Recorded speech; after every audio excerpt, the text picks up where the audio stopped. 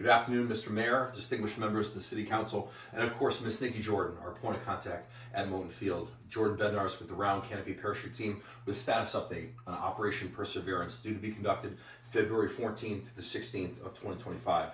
Some of you may be aware from previous briefings, the reason that the Round Canopy Parachute Team intends to bring this mission to the Tuskegee community is that during World War II, as the Tuskegee Airmen were created, so too was a very specialized unit of paratroopers, solely African-American paratroopers, called the 555th Parachute Infantry Battalion. We've honored these individuals previously in an event in Pendleton, Oregon, where they were based out of during World War II. Now we intend to bring this mission to Tuskegee and join these two awarenesses together. What I'd like to do for you right now is identify what this is going to look like to the Tuskegee community on the ground, so that we can make as big of a ripple as possible and at the same time not affect the civil services that are still offered to the rest of your town. What this is going to look like is February 12th. Our advance party, or ADVON element as we call it in the Army, which is going to be probably 6 or 7 soldiers with trailers full of equipment and whatnot, are going to be arriving into the Tuskegee community. They're going to be over at Moton Field. The majority of our team is going to be starting to trickle in throughout the day, some arriving in the morning, some in the afternoon, into the major airports, Atlanta, Birmingham, and Montgomery. However, the majority of these team members also live in the Mid-Atlantic and the South, so they're going to be able to turn a key and drive. It's my intention to do a final key leaders brief to the police and fire in the Tuskegee community, just so that they know what to expect and that we're not affecting city services that you're able to render during this jump weekend. Once the team members are fully in place, we'll probably have a team meeting over in Auburn where we're going to be staying.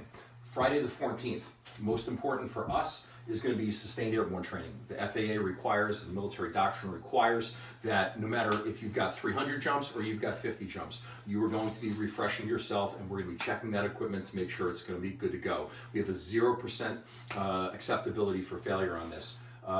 Simultaneously, there's going to be a school engagement. My point of contact is a woman named Miss Hall over at the Macon School District.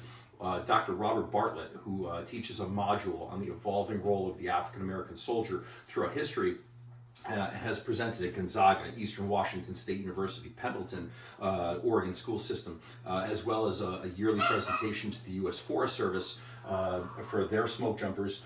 He's our subject matter expert on the 555. We're going to be bringing him out to present to the teams. It's our intention to put him into the school system as well. His performance is, to say it's dynamic is an understatement. I would go to bat for this man anywhere. So while we're doing sustained training, he's going to be going into the school systems with your blessing, of course. In the afternoon, early afternoon, that's going to be the opportunity for our jumpers to go into the Tuskegee Museum and appreciate fully what that has to offer. I've reached out to a couple of the Tuskegee associations. It seems like there's several of them, to see which of them wants to present to the jump team as a parallel to Dr. Robert Bartlett on the 555. Just as we are coming to this community to teach about the 555, we are students of history. We're coming here to learn about Tuskegee, so we can be proponents of that going forward. 1600, 4 o'clock in the afternoon, practice jump. This is la-di-da-di, everybody. Anyone who's going to be jumping for the live action event on Saturday, where we intend to draw a crowd, we jump. Anyone who's worth their salt practices. So we're going to be practicing in the afternoon on Friday. All of those operations are probably going to wrap up around 5:55 p.m. Team dinner is going to be taking place at around 1900 hours. Whether we do this at Moton Field at the airport, we have U.S. Army active duty parachute riggers coming in to repack our gear before the live action event. So we're not sure if the team dinner is going to be right here in the Tuskegee community or we're going to go back to Auburn. We'd like to do as much of these events as possible in the Tuskegee community, whether it be at the Skyway Club or a local function hall. Saturday morning is going to be the event setup. Any of the local groups, we have the Air Force recruiters, Army recruiters coming. I've reached out to a number of nonprofits in the Tuskegee community, including churches. I believe there's going to be a Baptist church coming to bless, to give the benediction for the event. Anyone who wants to actually be a part of this event.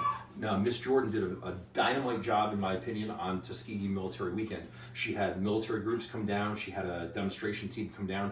I attended that weekend intentionally to gain the contact information for all those groups, thinking that they're going to come back and support this event, which a number of them are going to. Our one prerequisite is that they all have to be done with their setup by 10:30 a.m. because at 11 o'clock our ceremony is going to begin. Airborne operations are going to be going at 12. We're going to be finished by 1:30 p.m.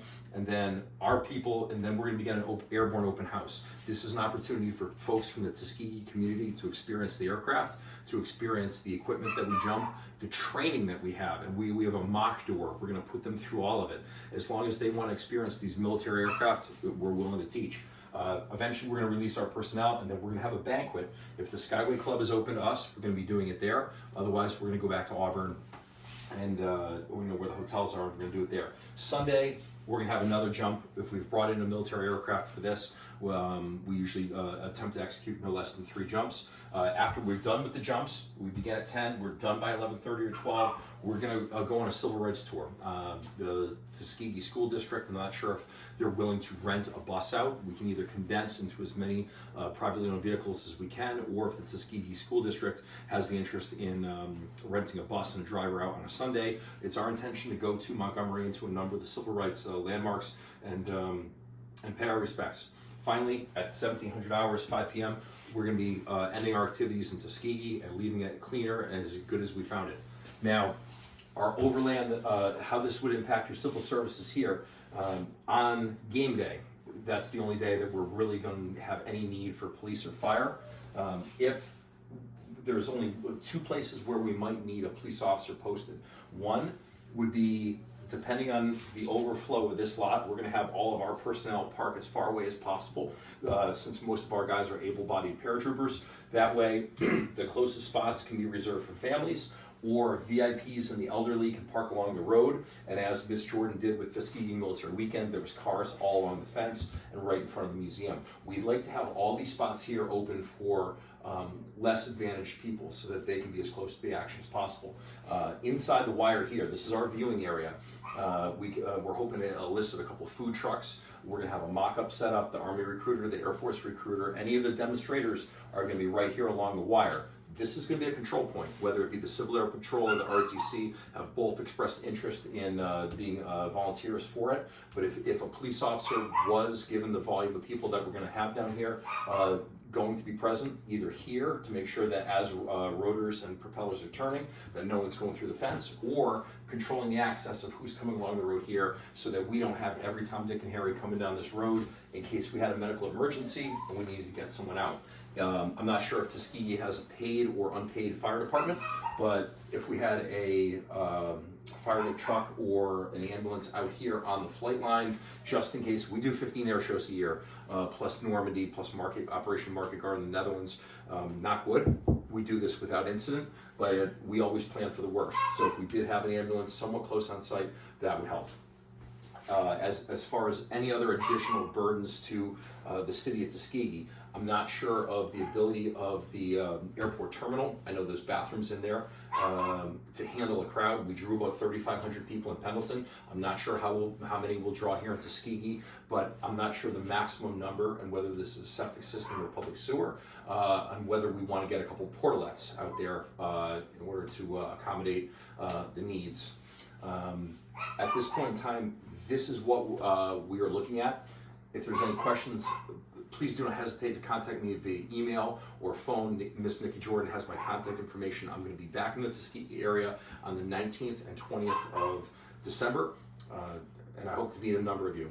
Thank you. Airborne.